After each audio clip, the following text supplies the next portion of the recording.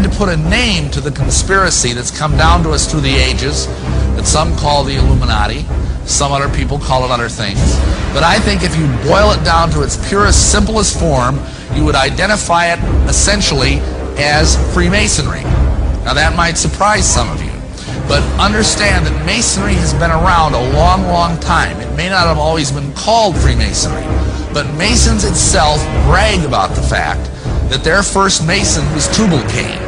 Now Tubal-Cain, if you know your Bible, was the seventh man from Adam by way of Cain, and he was the guy that invented metalworking.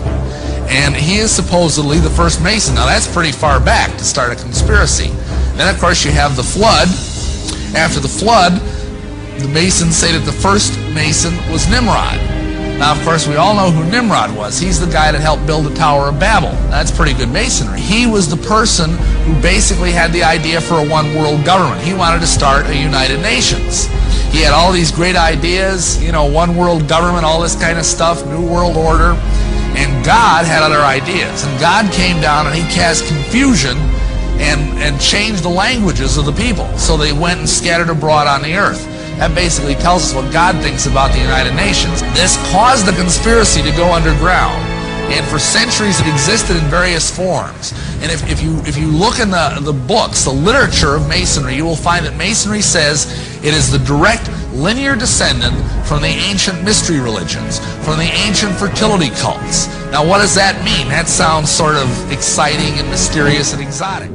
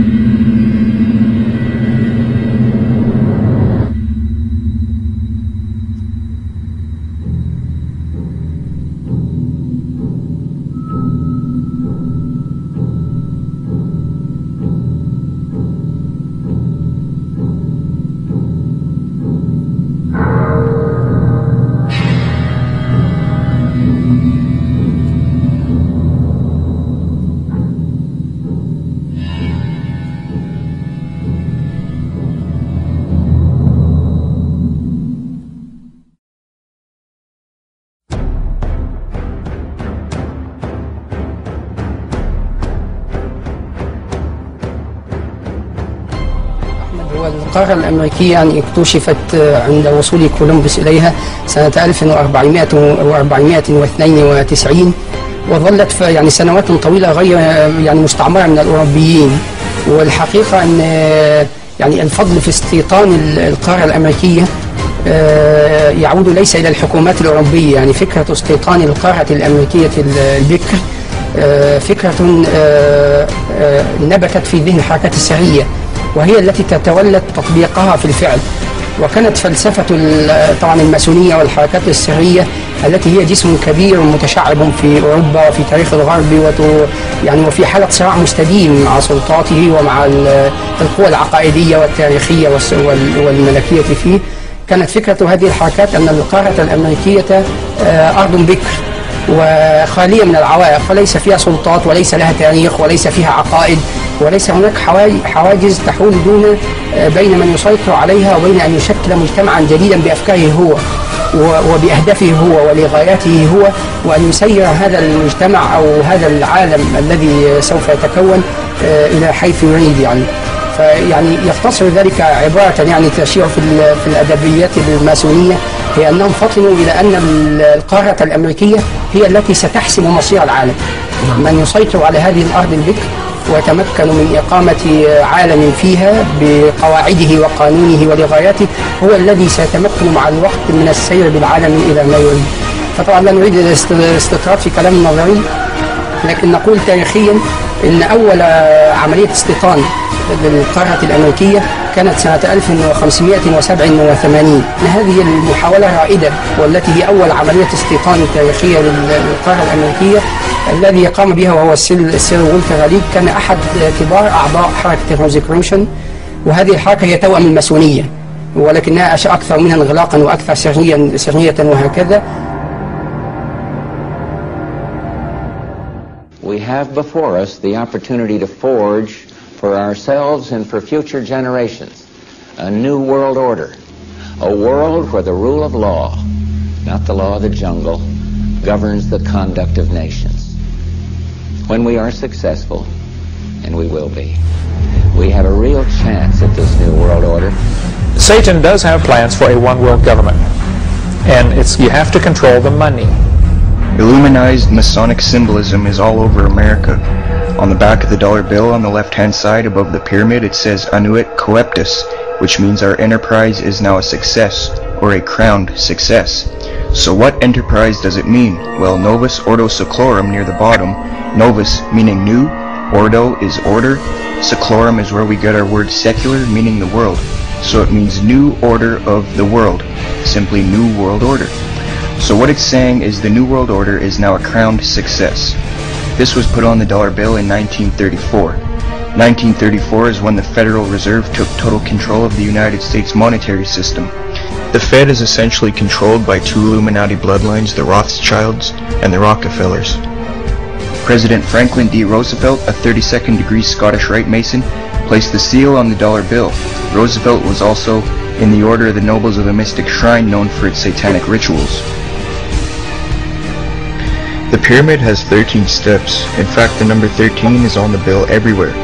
13 leaves on the olive branch, 13 berries, 13 stripes on the shield, 13 arrows, 13 stars, 13 letters on E pluribus unum, and 13 letters in Annuit Coeptus. Now some people believe 13 is on the bill due to the 13 colonies, but dig a little bit deeper and you'll find the real answer. 13 also represents the 13 top Illuminati families that he traced back to the late 18th century and the early 19th century. He is credible, and that's why he was framed by the government and thrown in a cage. 1776 is in Roman numerals near the bottom. Some think it's because of the founding of the country. Another case of subliminal, indirect, reverse psychological propaganda. 1776 is when the Illuminati was formed. The New World Order. Another striking fact is that the eagle has 32 feathers on the right wing, the number of ordinary degrees of the Scottish Rite. There's 33 feathers on the left wing, representing the 33rd degree. The tail has 9 feathers, which represents the 9th degree of the York Rite. The eagle itself is a prominent icon in Masonry, extensively used in the Scottish Rite.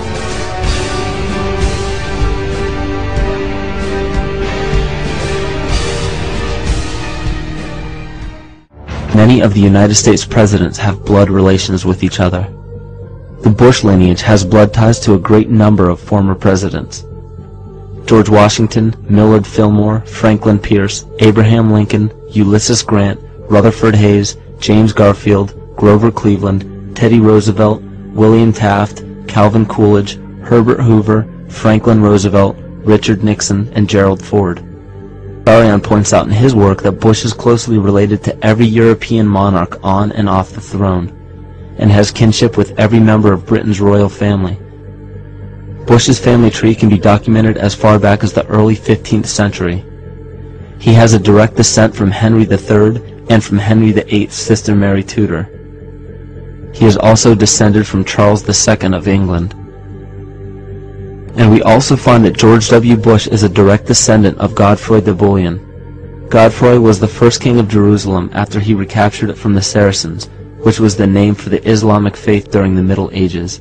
It is interesting to note that the current occupation of the United States in the Middle East was re-established by the same family, George Bush Sr. in 1991, and again by George Bush Jr. in 2003. George Bush Jr. is then found to be a cousin to both opposing candidates of his 2 terms in office, Al Gore and John Kerry. Democratic President Barack Obama also has blood ties with George W. Bush, as well as Gerald Ford, Lyndon Johnson, Harry Truman, James Madison, and the British Prime Minister Sir Winston Churchill.